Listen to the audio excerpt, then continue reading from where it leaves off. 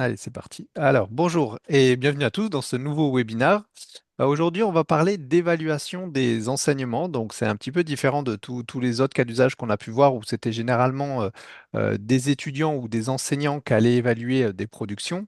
Là, vraiment, on retourne la façon d'évaluer et on fait participer les étudiants à l'évaluation de leurs enseignements. Donc, ça peut être d'un enseignement global, mais ça peut être aussi l'enseignement d'une matière ou l'enseignement d'un enseignant, d'un professeur en particulier. Vous allez voir, c'est super intéressant. Donc rapidement, je me représente, je m'appelle Florent, je suis coach à Challenge Me, je suis en charge d'aider et d'accompagner les enseignants, les services pédagogiques dans l'utilisation de la plateforme. Et donc Challenge Me est intégré à la plupart des outils des écoles, que ce soit Moodle, Blackboard, Brightspace, etc., pour faciliter l'utilisation. Et donc, comme je le disais, aujourd'hui, on va parler d'évaluation des enseignements et on peut retrouver ce cas d'usage qu'on présente toujours sur notre site internet dans la bibliothèque de cas d'usage ici, où vous pouvez retrouver un petit peu tous les modèles et les cas d'usage que l'on propose. Alors, c'est pas exhaustif, il y en a encore plein d'autres, mais voilà, on en a recensé, je crois, une petite trentaine et vous pouvez les parcourir si besoin. Donc, aujourd'hui, on va parler de l'évaluation des enseignements, pardon et l'intérêt en fait de réaliser ce type d'évaluation pour les étudiants, parce qu'en fait, il y a un intérêt aussi pour les étudiants, ça leur permet un petit peu de retranscrire ce qu'ils ressentent et de proposer, pourquoi pas, des améliorations dans leurs enseignements et de juger s'ils ont trouvé l'enseignement agréable, pertinent, etc., de leur côté. Et côté enseignant, ça va permettre bien sûr aussi à l'enseignant de recevoir plein de feedback sur ses enseignements, sur son cours ou sur sa matière. C'est vous qui allez définir le type d'évaluation que vous souhaitez pour pouvoir améliorer comme ça son enseignement, ses cours en continu tout au long de l'année, parce qu'on peut imaginer qu'on lance cette évaluation, je ne sais pas, à deux étapes dans l'année. Comme ça, on permet aux étudiants un petit peu de s'exprimer là-dessus et d'ajuster, l'enseignant peut ajuster ses cours. Ça peut aussi être utilisé carrément par les services pédagogiques qui souhaitent un petit peu faire un tour, ou par les écoles qui souhaitent faire un tour des enseignements pour voir qu'est-ce qui allait, qu'est-ce qui a moins allé sur certains sujets et ajuster si besoin. Donc là, on est vraiment sur de l'amélioration en continu. Donc ça, c'est un des bénéfices de ce type d'activité. C'est vraiment l'amélioration continue des cours, en fait, pour permettre d'améliorer les enseignements. Il y a aussi l'engagement des étudiants, donc je le disais aussi, ça va permettre à l'étudiant d'un petit peu de prendre part à la qualité des enseignements qui lui ont été donnés. Ça va permettre d'identifier justement les points forts, mais aussi les points faibles, hein, certains enseignements. Ça va être vraiment le ressenti de l'étudiant. Donc, il faudra analyser ça. Il ne faut pas tout prendre pour argent comptant. Il faudra analyser un petit peu tous les retours, mais ça peut permettre de voir des pistes d'amélioration sur éventuellement sur certains cours ou sur certaines matières. Ça permet aussi de créer un petit peu de la transparence, en fait. Vraiment, l'enseignant, l'étudiant, c'est lié à l'engagement aussi, mais il se sent impliqué hein, dans l'enseignement qu'il reçoit. Il sait qu'il peut donner un retour sur l'enseignement qu'il a reçu. Je pense que c'est important d'écouter aussi les étudiants sur ce sujet. Je suis pas sûr qu'ils aient trop d'espace, on va dire, pour discuter de tout ça avec leurs enseignants ou avec l'école dans laquelle ils sont. Donc, ça peut être intéressant de l'utiliser de cette façon. Donc, vous allez pouvoir définir des critères. En fait, les étudiants vont pouvoir évaluer ces enseignements, ces cours ou ces enseignants sur certains critères. Alors, on en a défini ici certains, mais on peut aller beaucoup plus loin. Vous verrez que sur les modèles qu'on a, on en a défini trois, mais vous pouvez piocher directement dans notre base de critères pour voir s'il y a des critères qui vous intéresseraient plus ou créer vos propres grilles de critères. Si l'école a défini une grille de critères, vous pouvez tout à fait l'intégrer.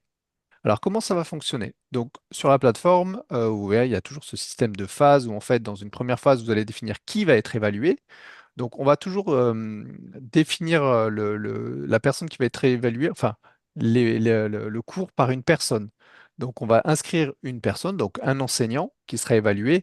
Et après, c'est plus dans la consigne qu'on va demander à l'étudiant qu'est-ce qu'il doit évaluer. Est-ce qu'il doit évaluer l'enseignant? Est-ce qu'il doit évaluer le cours? Est-ce qu'il doit évaluer la matière?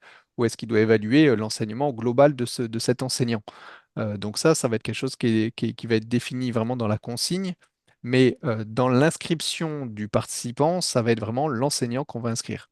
Donc on peut inscrire un enseignant, mais on peut en inscrire plusieurs. Donc les étudiants pourraient évaluer plusieurs enseignants en même temps. Et ça, vous le verrez directement sur la plateforme. Et après, vous pourrez éventuellement publier les résultats à l'enseignant si vous souhaitez que l'enseignant puisse consulter les résultats, donc toutes les évaluations qu'il a reçues, les commentaires qu'il a reçus sur ses enseignements. Mais vous pouvez aussi décider de masquer ce résultat et on va dire le résultat de ces évaluations ne seront connus que, par exemple, du service pédagogique concerné, etc. ou du service qui est concerné, qui a besoin d'avoir les retours. Vous verrez, il y a une option, mais ça j'en parlerai un petit peu plus loin, il y a une option pour rendre ce type d'activité totalement anonyme. Donc par défaut, toutes les évaluations et les interactions sur la plateforme sont anonymes. Mais là, on va un peu plus loin dans l'anonymat, c'est-à-dire que même les résultats seront anonymes. C'est-à-dire que du moment que vous allez cocher une case, tout le challenge sera anonyme. Même pour les personnes qui voudront accéder aux résultats pour les consulter, ne verront pas le nom des étudiants qui ont laissé tel ou tel commentaire. Ils auront juste une vue sur les commentaires et les évaluations qui auront été données, mais tout sera anonyme et il n'y a pas de possibilité de désanonymiser, si je puis dire, cette interface. Donc, j'en reparlerai, mais quand vous allez cocher cette option, il n'y a pas de retour en arrière. Le challenge devient complètement anonyme, mais je vous montrerai ça tout à l'heure. Voilà, donc il y a plusieurs idées sur l'évaluation des enseignements. Donc voilà, on propose toujours quelques conseils hein, sur ce type de travaux. Donc ben, justement, l'anonymat, vous pouvez communiquer aux étudiants le fait que ça sera complètement anonyme, qu'ils n'ont aucune crainte, que leur nom ne sera affiché nulle part sur la plateforme pour toutes les personnes qui consultent les résultats. Ça peut un petit peu permettre de libérer la parole, ou au contraire, vous voulez garder un certain contrôle et vous ne rendez pas le challenge complètement anonyme et les personnes qui pourront consulter les résultats verront le nom des étudiants. Ça, c'est au choix. Voilà, éventuellement, il faudra définir les moments, etc. et agir sur les résultats, c'est-à-dire en conséquence, ajuster les enseignements si besoin. Donc, on va passer sur la plateforme pour voir comment ça se présente directement. Donc, je vais aller directement dans Moodle, je vais ajouter une activité dans mon cours. Donc, je vous remonte cette étape hein, qui est la même pour toutes les activités que vous pourriez ajouter dans vos cours. Je vais me rendre directement dans mon cours démo ici. Je vais ajouter une activité Change Me. Je vais appeler ici évaluation des enseignements. Voilà. Et je vais enregistrer et afficher mon activité. Voilà, j'ai ajouté mon activité. Je vais pouvoir créer mon challenge ici maintenant. Donc, il y en a toujours cette page d'accueil, on va dire, entre guillemets, lors de la création d'un challenge. C'est surtout pour prendre connaissance des différents guides qui existent, la façon dont vous pouvez dupliquer un challenge existant et éventuellement prendre rendez-vous avec un de nos coachs si vous avez besoin qu'on vous accompagne sur la création de challenge. Surtout pas hésiter, hein, on est là pour ça. Donc, je vais créer mon challenge et ici, je vais sélectionner le modèle en question. Donc, le modèle n'est pas un format classique ici. Ce n'est pas non plus une évaluation de travaux ni une évaluation des membres de groupe. C'est vraiment dans la partie autre ici que vous retrouverez ce modèle sur l'évaluation des enseignements. Et ici, vous allez pouvoir cliquer sur Créer. Donc, vous avez toujours les informations générales. Vous allez simplement renseigner le nom du challenge avec un résumé ici. Donc, par défaut, il y a déjà des choses qui sont affichées. Vous pouvez les modifier si besoin.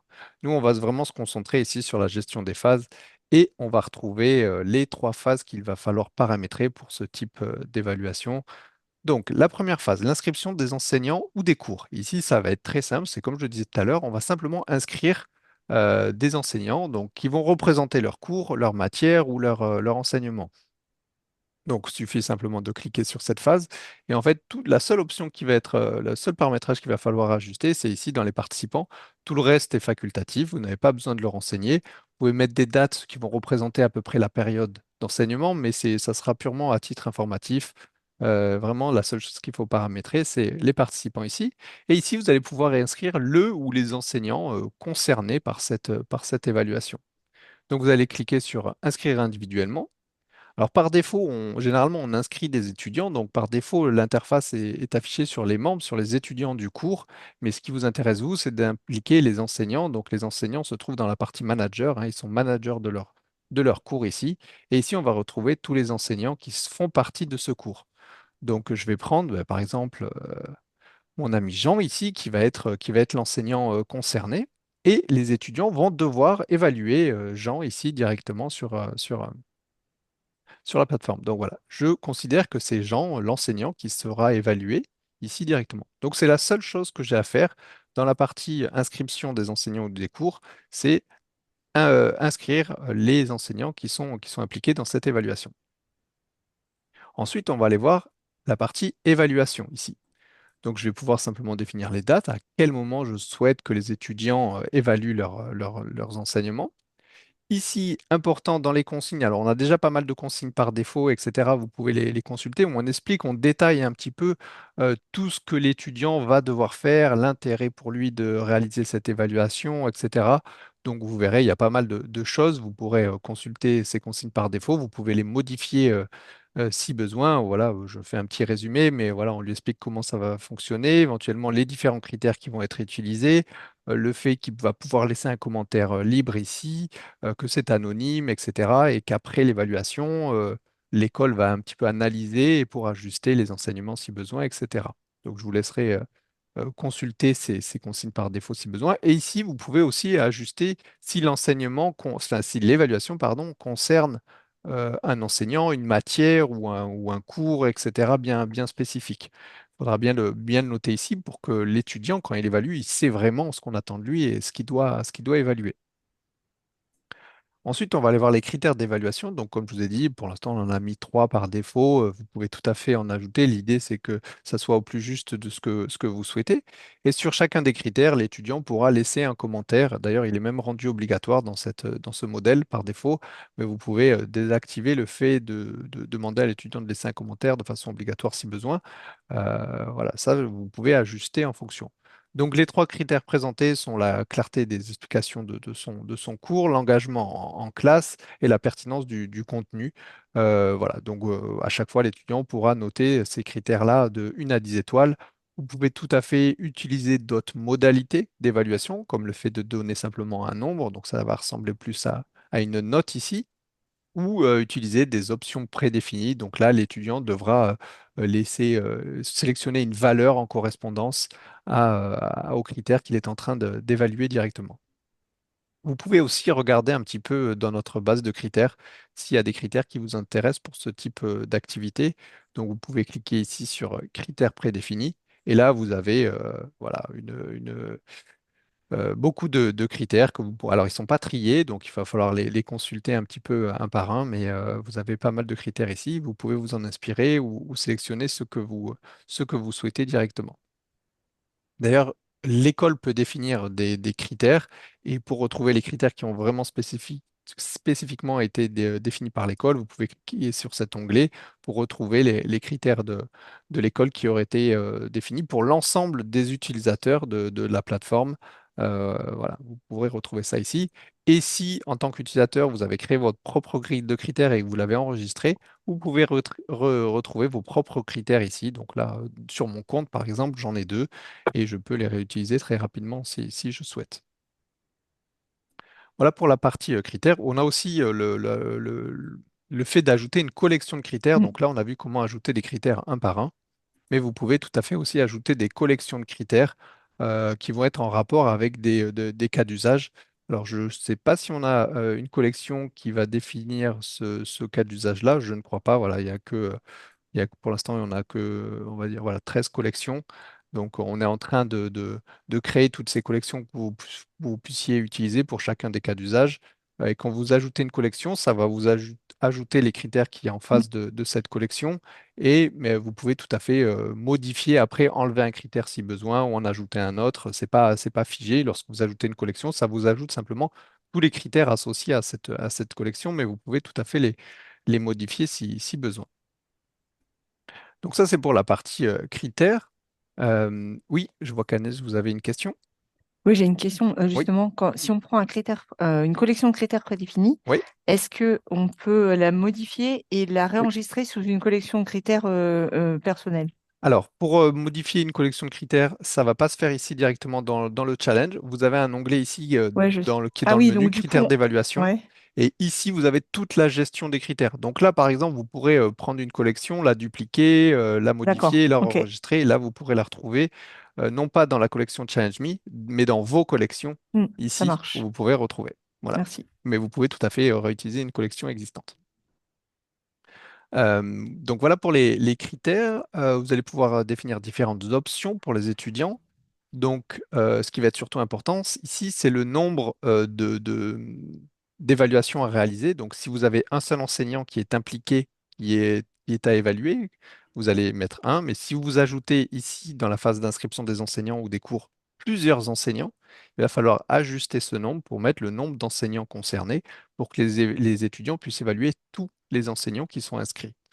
Sinon, par défaut, ici, c'est un parce qu'on part dans l'idée que les évaluations se font que sur un seul enseignant.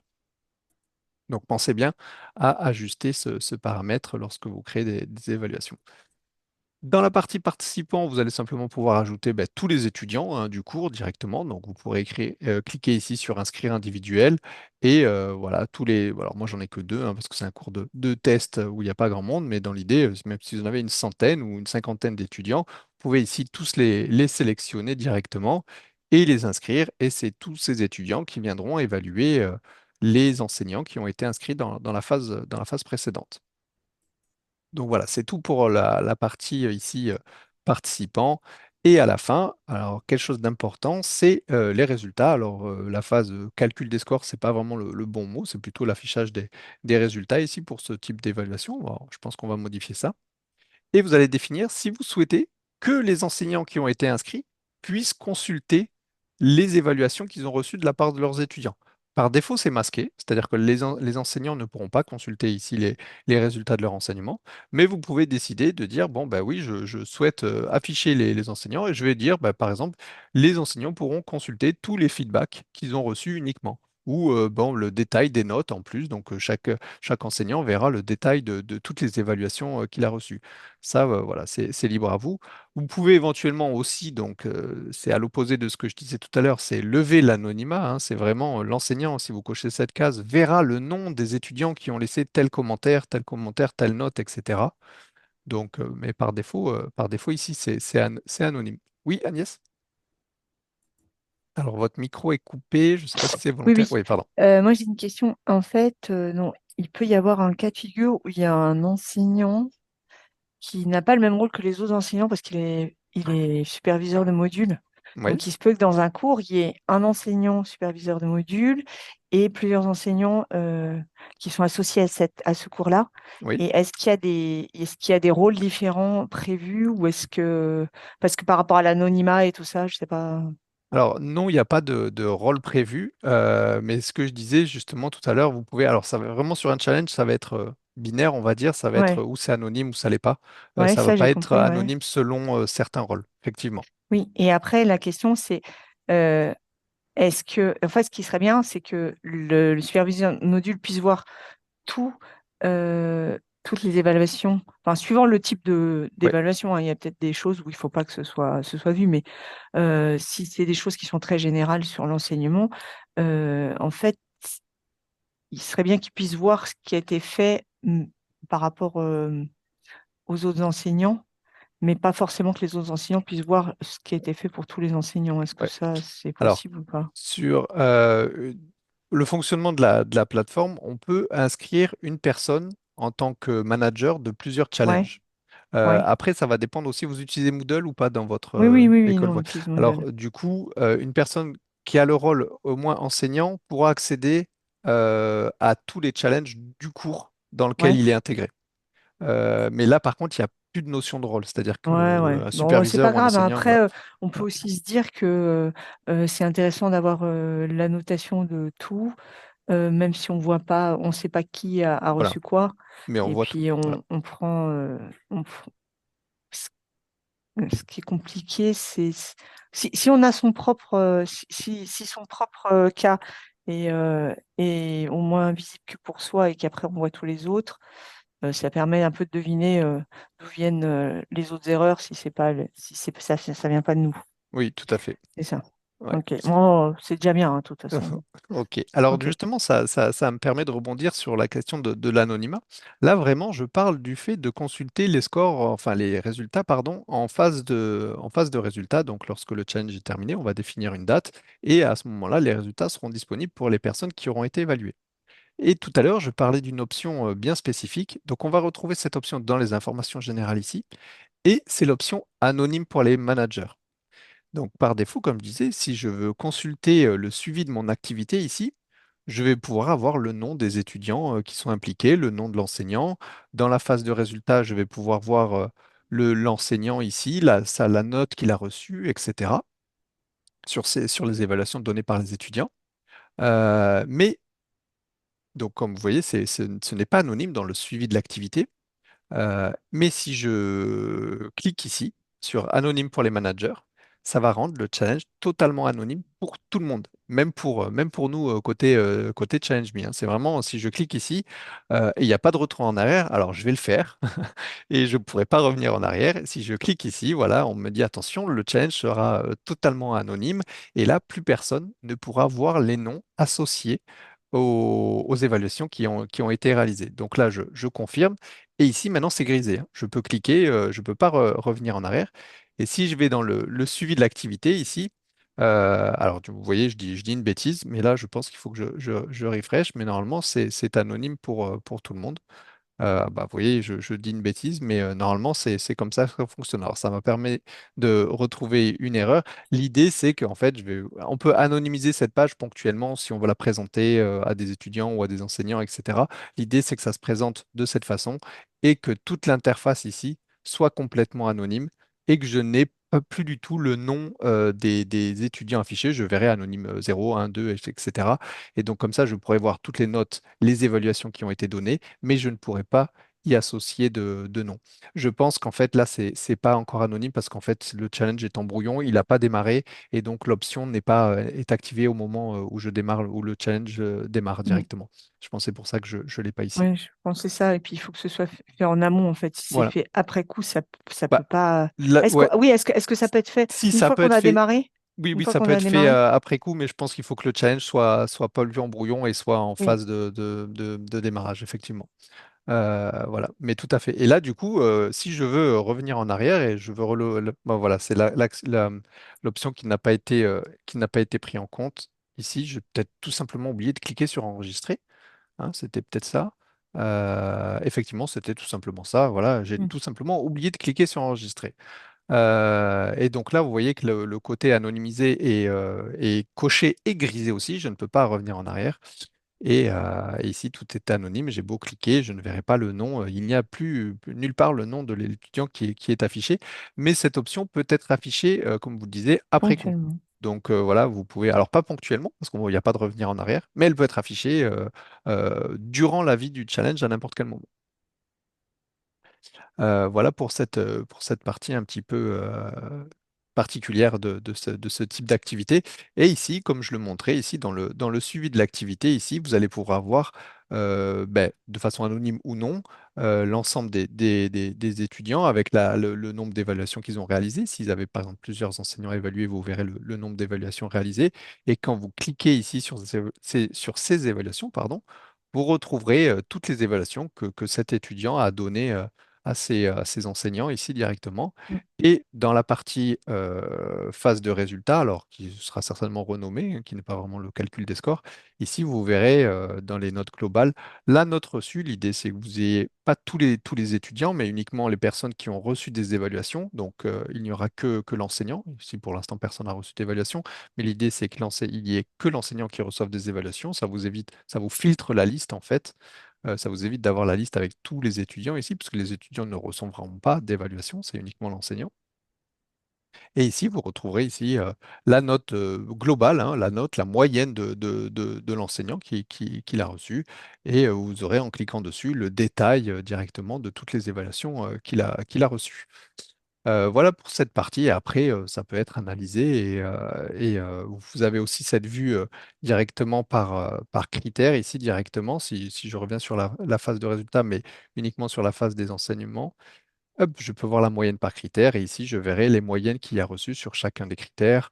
On peut même imaginer qu'un enseignant soit évalué sur plusieurs matières et chaque matière serait un critère. Et comme ça, on verrait la note qu'il a reçue sur chacune des matières qu'il a données ou sur chacun des cours ou sur chacune des classes, etc. On peut imaginer pas mal de choses lors de ce type d'évaluation. Voilà, il est déjà midi, j'ai essayé de faire le tour un petit peu rapidement. Est-ce que c'est clair pour vous? Est-ce que ça répond un petit peu à ce que vous imaginiez? Oui, c'est exactement ça. Bon, parfait, super. Merci. Agnès, pareil, ça vous Oui, non, convient? ça me Ouais, semble intéressant. Après, très bien. nous, on fonctionne différemment, mais c'est quelque chose à proposer peut-être, Voilà. Bon, justement. après, ouais, n'hésitez pas à communiquer la façon dont vous travaillez, etc., pour que, ben, en fait, on adapte hein, l'outil, hein, justement, sur la façon dont on amène ce type d'enseignement. Hein. Nous, on fonctionne comme ça Après, avec comme du. nous, il y a déjà quelque chose en place qui, à mon avis, avant qu'on le change, c'est Ça, c'est, compliqué. on sait, ouais. Ça peut être aussi intéressant de le proposer aux enseignants en leur disant peut-être que vous souhaitez, avant d'avoir le coup près de la fin de l'année, faire une évaluation en milieu de Oui. module Ah oui, pour parce que vous, c'est pouvoir vraiment en fin éventuellement. de, ouais, c'est vraiment en Ouais, fin ouais, d'année, ouais. Oui, voilà, ça peut être intéressant pour ajuster justement oui, voilà. pendant l'année, ouais, tout à fait, effectivement. Mais après, les enseignants, ils ont déjà tellement de choses à faire, je ne sais pas si ça Bon, peut. Mais bon, ouais, c'est plus les services, les directeurs enfin les services de programme, etc., qui vont utiliser ce type mais d'évaluation ça, pour ça peut voir si être ça utile, fonctionne ou pas. je Mm. pense, Ouais, dans certains cursus, peut-être. voilà, Merci. très bien. Nous, ça n'existe pas, donc comme ça, au moins, Ah il y ben a voilà, ben on partira de pour zéro reconstruire. et on fera ça avec l'outil. C'est ça. Très bien. Merci. Bah, merci Parfait, beaucoup. ben merci à vous. Écoutez, n'hésitez pas si vous avez d'autres questions ou si vous souhaitez approfondir certains sujets à nous Mm. contacter. On se fera un plaisir de vous répondre. Je Très trouve que bien. c'est intéressant aussi de pouvoir anonymiser la page Ouais, ponctuellement, là, comme vous l'avez mis ponctuellement, ouais, tout à fait. Là, avec le ici, petit truc là, voilà, tout c'est à pas fait mal ça. ici. Ouais, tout à fait. Pouvoir le présenter, je trouve que c'est bien. Exactement. Et ça marche aussi pour tout type d'évaluation, Oui. cette fonction anonymisée. Si, par exemple, des étudiants se donnent des feedbacks à l'intérieur de leur groupe, mais il y a peut-être des très bons feedbacks et des moins bons feedbacks qu'on veut présenter aux étudiants pour leur montrer ce qu'est un bon Hmm. feedback et un moins bon. On anonymise la Ah page, on va oui. chercher les feedbacks, on les présente à la classe en disant, ben voilà, Mm. et au moins, on ne cible pas quelqu'un, c'est juste un feedback qu'on présente parce qu'on trouve qu'il a Ça, été c'est bien vraiment bien construit. ça. Je trouve que c'est Mm. Ouais, une très bonne option. Bonne Ouais. Je ne idée. l'avais pas repéré encore. voilà. Ben, c'est vrai que c'est utile pour ça. Merci. Parfait. Bonne Merci. journée, au Ben, revoir. merci Bonne à vous. journée. Au Bon revoir. après-midi. Au revoir.